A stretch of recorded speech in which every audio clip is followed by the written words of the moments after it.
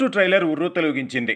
అలా ఇలా కాదు. ట్రైలర్ రాకముందు వరకు చాలామందికి చాలా అనుమానాలుండేవి. 'పఠాన్', 'టైగర్'లో 10% కూడా ఈ సినిమా ఉండదని, వార్తో పోలిస్తే వార్ 2లో ఎన్టీఆర్ తప్ప మిగతాదంతా సేమ్ టు సేమ్ అని, యాంటీ ఫ్యాన్స్ ఈ అటాక్ని, ట్రైలర్ని నిజంగా పచ్చడి పచ్చడి చేసిందనే చెప్పాలి.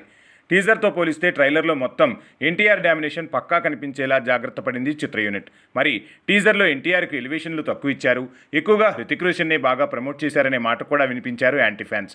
ఇది కొంతవరకు మ్యాన్ ఆఫ్ మాసెస్ ఎన్టీఆర్ ఫ్యాన్స్ని డిసప్పాయింట్ చేసిందనే చెప్పాలి.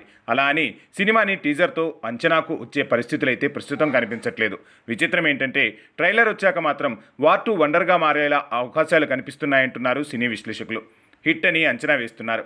ఇందులో ఎన్టీఆర్ లుక్స్లో చాలా వేరియేషన్స్ ఉన్నాయి. ఒకే సీరియస్ ఎక్స్ప్రెషన్ అయినా సింగిల్ డైలాగ్తో పూనకాలు వచ్చేలా చేశాడు ఎన్టీఆర్. ముందు హృతిక్ రోషన్ డైలాగ్తోనే ట్రైలర్ అయితే మొదలైంది. ఎన్టీఆర్ డైలాగ్ రాగానే ఆ రగ్గడ్ వాయిస్ గంభీరంగా రీసౌండ్ చేయడంతో ఒక్కసారిగా సీన్ మారిపోయింది. ఎన్టీఆర్ ఫ్యాన్సే కాదు, హిందీ సినీ ప్రేక్షకుడు కూడా మ్యాన్ ఆఫ్ మాసెస్కి కనెక్ట్ అయిపోయాడు. కారణం ఎన్టీఆర్ డైలాగ్ డెలివరీ అలా ఉంటుంది. మరి తన పాత్రకి తక్కిన డైలాగ్స్లో చాలా వెయిట్ ఉంది. తప్పుకి ఉప్పుకి మధ్యున్న గీత అన్నమాట తూటాలా పేలేలా చేశాడు మ్యాన్ ఆఫ్ మాసెస్. నిజానికి బాలీవుడ్ గ్రీక్ గాడ్కి టీజర్తో ఊపేశాడనే చెప్పాలి. ట్రైలర్లో కూడా తన లుక్స్ బాగానే ఉన్నాయి.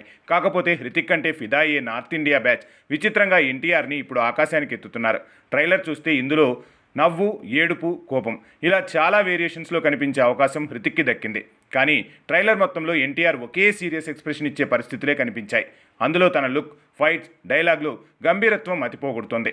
ఒక రెగ్యులర్ స్పై యాక్షన్ డ్రామా చూస్తున్నామా, ఎమోషనల్ డ్రామా చూస్తున్నామా అన్న డౌట్ వచ్చేలా కంటెంట్ కనిపించేసరికి టాకే షాక్ ఇస్తోంది, కిక్ ఇస్తోంది.